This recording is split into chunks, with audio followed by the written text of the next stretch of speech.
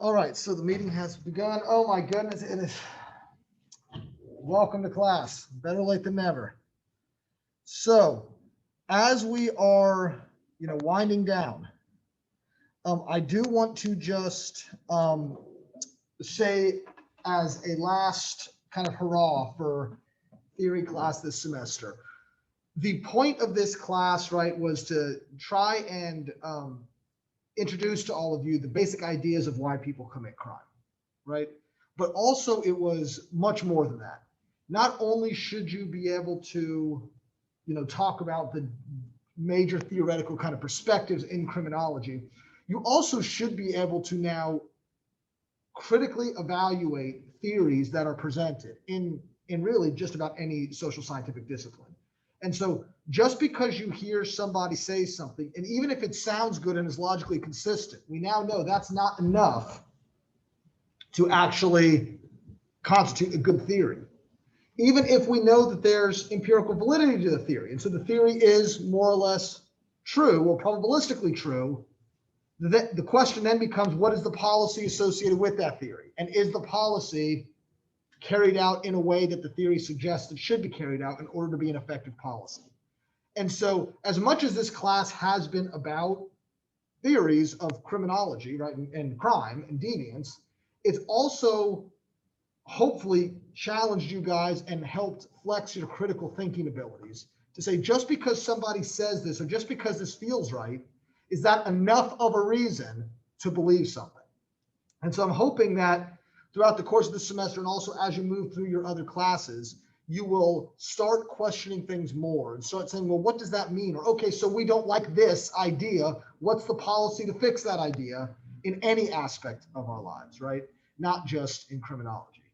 And so with that being said, I hope you all have enjoyed the semester. It's been an absolute privilege to teach you guys this semester. It's been a weird semester, but I think that we've survived it well and done our best to make sure that we could actually have a successful semester, unlike a lot of institutions across America. So kudos to you for that.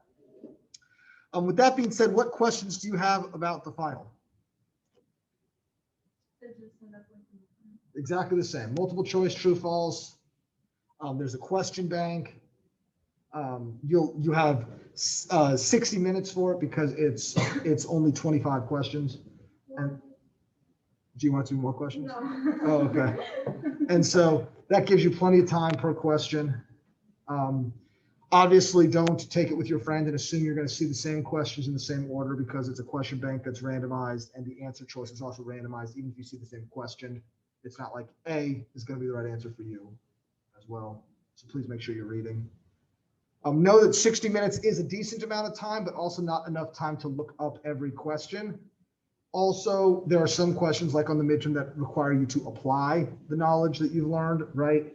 And so I might give you a hypothetical situation and say which technique of neutralization best fits this hypothetical situation, which is definitely one of the questions. You'll need to know scope, parsimony, empirical validity, major policies of all the different theories. Good. Just my sleeve. I got you. Yeah, no, I got you. I'm looking here.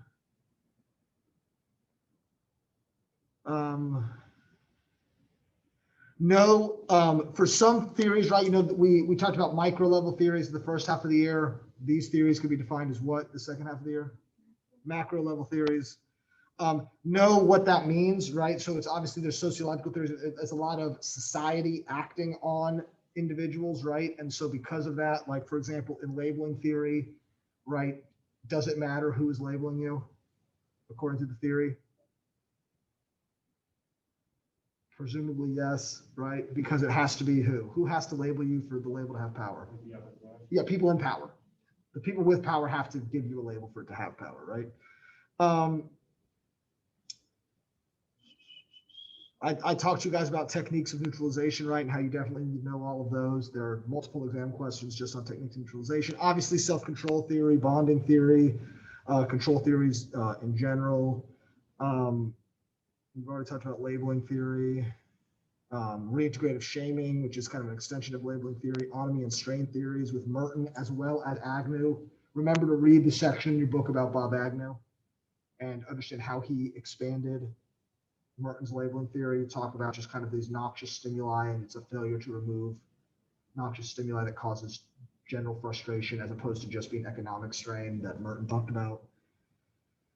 With Merton, there were a bunch of different reactions to strain, right? Like conformity, innovation, rebellion. There's a whole slide on those. I said all of those will be on the exam. There's multiple exam questions on those. Oh, we talked about social disorganization, right? Specifically zones in transition, kind of the concentric zone theory, as well as the idea of collective efficacy. So make sure that you guys are familiar with what those ideas are.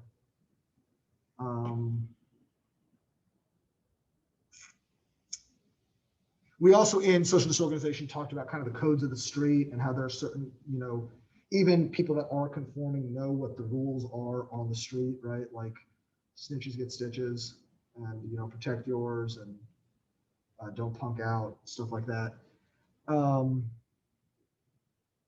In autonomy and strain theory, you should know the basic idea about that, but also we spent quite a bit of time talking about the American dream and the myth of the American dream. And so you should make sure you review that and kind of understand why autonomy and strain theory suggest those things. And obviously life course and conflict theories we talked about. There's 1 or 2 questions on those, so I would make sure that you know some of those details, right? Like specifically like what are transitions or turning points and trajectories. We talked about trajectories quite a bit. Adolescent limited versus life course persistent offending, late bloomers, we spent a little bit of time talking about. In conflict theory, basically, what is the basic idea of conflict theory? There's the powerful elite that are trying to pass laws as a hegemonic strategy to maintain their power and wealth. And so what questions about the exam do you have specifically, other than multiple choice, true, false? Go ahead. It is actually right now, I think so. I think it's in December. Yeah, I made it to where you can take it anytime technically between like yesterday and December 9th. And so whenever, if you want to take it early before exam weeks, you can get it out of the way and focus on all your other exams, that's fine. If you have a bunch of other work you need to do and you want to put this off until exam week, I'm not going to be mad about that one way or the other either. And so just kind of fit it in. I know it's a stressful semester, so just kind of fit it in wherever is easiest to you in that time frame. The only caveat is once you start it, you got to finish it, right? You can't save and continue later. Obviously, if anyone needs any special accommodations or anything, or needs, has accommodations with Phil, email me and let me know that. Obviously, don't announce it to the class right now, but just remind me of that if you haven't done so already, so that I can give you extended time or whatever it is, whatever accommodations you need. Other questions? Is there anything since the midterm that you want me to review more? You feel comfortable with all the theories?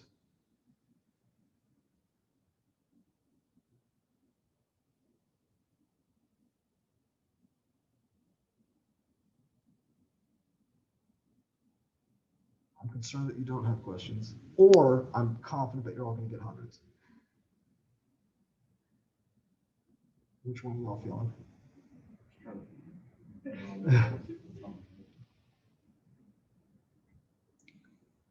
It's How many? let's see, there's bonding theory, self-control, techniques of neutralization, labeling, reintegrative shaming, social disorganization, Merton's autonomy, Agnew's general strain theory, life course perspectives. There's a couple of theories that kind of fall in that life course umbrella, and then control theory. So at least 10. Good. What kind of review? Well, right, like what specific?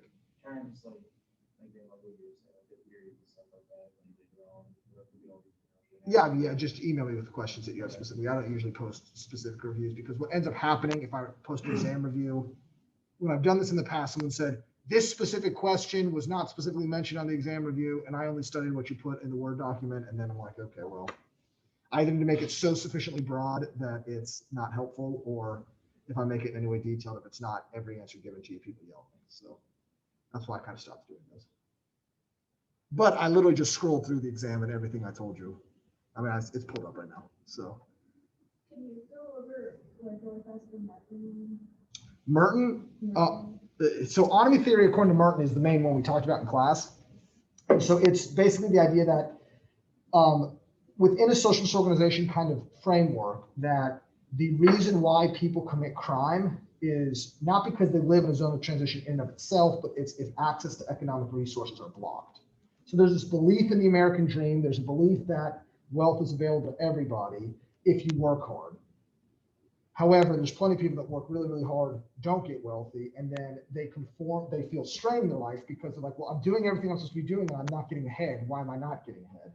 And so the idea, according to Merton, is once those resources are blocked, they conform in one of 5 ways. They either try and keep working hard and maintaining wealth and conformity. They innovation, which is crime. They rebel, which is violent overthrow of the whole system. They, there's 2 other ones that start with an R. Retreat, which is like kind of drug users and alcoholics and homeless people that just say, forget it. And then ritualists, which just kind of go through the motions of working, but knowing they're probably not ever going to maintain any sort of level of wealth. And then Bob Agnew extended that in general strain theory, which is what you have to read about in your book, which basically suggests that it's not just access to economic resources, it's any negative stimuli in your life that you can't escape from that causes strain, and that kind of the noxious stimuli when you feel powerless to do anything about it. Kind of like if you were, to use a football analogy, if you're watching football, I don't know if you've ever seen, South Carolina was playing Alabama, I think it was, and Steve Spurrier was the coach, and Alabama went for it on 4th down. South Carolina stopped them, right? Held them at the line. They pulled the chains out to measure it, and there was probably 2 or 3 chain links between the tip of the ball and the first down marker, and the referee signals first down Alabama. Steve Spurrier lost his mind, broke his headset, which he was famous for doing, threw his visor all over the place, and ended up, I think, getting an unsportsmanlike conduct foul called on him, which gave Alabama another 15 yards. But according to Agnew, he would say, the referee said it's a first down. There was nothing Steve Spurrier could do about it, because at the time there wasn't even reviewing, there wasn't college, instant replay or anything. And so because he couldn't escape from what he viewed as this unfair, unjust system, he committed crime as a form of coping with that unfair, unjust situation that happened. And that's the kind of basic, very basic idea of Agnew's general strain theory. Of course, there'll be more detail that you'll need to know about that, but that's kind of the quick and dirty. Other theories that you want a quick explanation of? Make sure, remember, social bonding theory and social learning theory are very similar theories. Make sure, and they both have 4 variables. They both were developed right around the same time. They don't say the same thing, but there's enough similarities that students confuse them. Make sure that you know the difference. Make sure you know what all 4 elements of bonding theory are, because I might ask, because it's one of the questions I'm looking at right now, which of the following is not one of the elements of social bonding theory? So you have to know which of the 4 are to know which one's not. And the other one is a social learning theory variable on purpose. So make sure you know that. Other questions? But there's a north pipeline and the transition code. The zones in transition. So there's the kind of central business district, zones in transition, working class zone, residential zone, and suburbs. And it's that zone in transition between the central business district and the working class zone that has the highest levels of crime according to social disorganization. Does that say like in the big election clause or something, like downtown, that's the central business area, and it's the area right outside of that. Right. And so it's where, and if you recall, it's where people have to live who don't have reliable transportation, because they have to be able to get to work using public transportation. So they can't live far enough away. They can't afford cars and gas and everything else. But there's also some business encroachment. So rent is expensive because you're close to downtown. but what you're getting for that rent is not very nice because there's no motivation to keep it up, right? Because people are still willing to rent it because they have to in order to live so close. And so it's deteriorated housing, maybe some abandoned warehouses, some kind of smaller businesses scattered throughout, but they might be businesses that are declining, or they're like waste management businesses or something that you don't really want to live around, that are all kind of present in that zone. Typically, recent immigrant groups, a lot high residential mobility, people constantly moving in and out for one reason or another. And so there's a lot of variables that define that zone transition, which makes the theory not very parsimonious. Good. What were the 5 like psychological, psychoanalytic theories? Like, I got confused on what the quiz is. On quiz 3 or 4, they talked about psychoanalytic theory. I think it's like quiz 2 or something. Oh, quiz 2. I mean, that's not on here, but are you talking about the 5-factor model specifically? Yeah. So it's the 5-factor model is a personality theory that was developed, and its OCEAN is the kind of acronym. So it's like openness, conscientiousness, extroversion, OCEA, agreeableness, and N is it neurotic, or I can't remember what N is in OCEAN, but basically it suggests all of these different variables are on kind of a spectrum of, you have varying degrees of openness, varying degrees of conscientiousness, and that the idea is that personality will predict deviant behavior. Ironically, they found some evidence that the less conscientious you are, the more likely you are to be deviant, which kind of makes sense, right? The less conscientious you are, you're probably likely to procrastinate, or you're going to be more impulsive.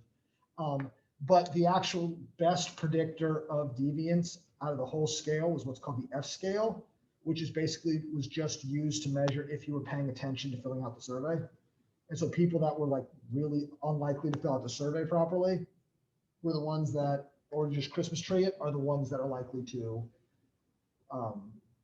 be the most deviant, which is somewhat ironic, and something actually that Gottfriedson and Hershey have kind of pointed to as an example of, see, they've got low self-control because they're not filling out the survey properly. Therefore, this is actually kind of tangential support for self-control theory. That's the psychological theories from the midterm. For those of you watching online, you don't need to know that for this exam. Other questions?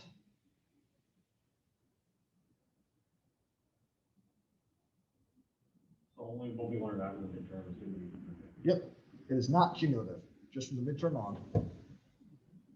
I'll give her.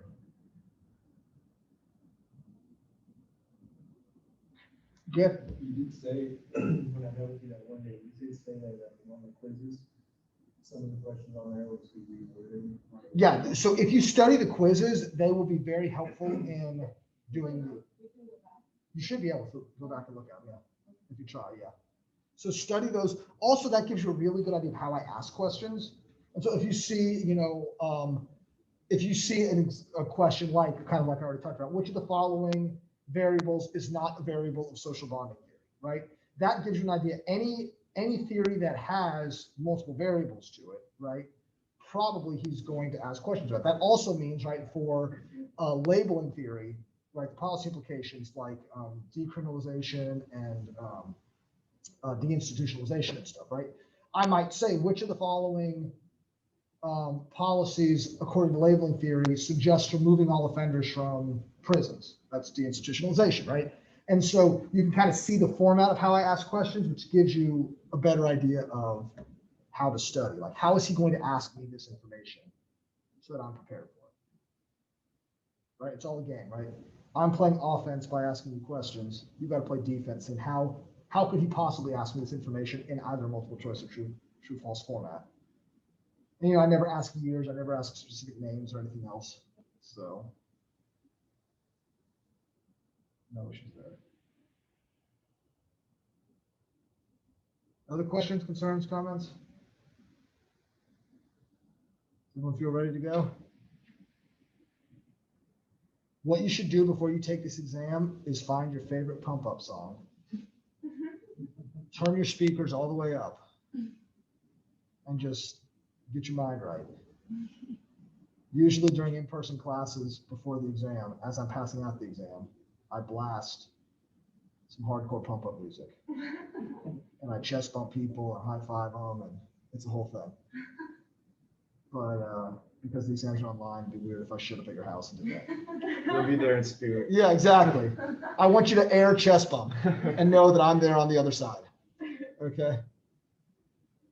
So you can ask students that have had me before, that happens. They find it very distracting. So if there's nothing else, I will stop the Zoom video and I will tell you guys, again, thank you for a wonderful semester. And for the last time in 2020, go Gators, go Jesus, go America, go Flagler Saints. Is there anyone else that we want to root for? All right, then go home.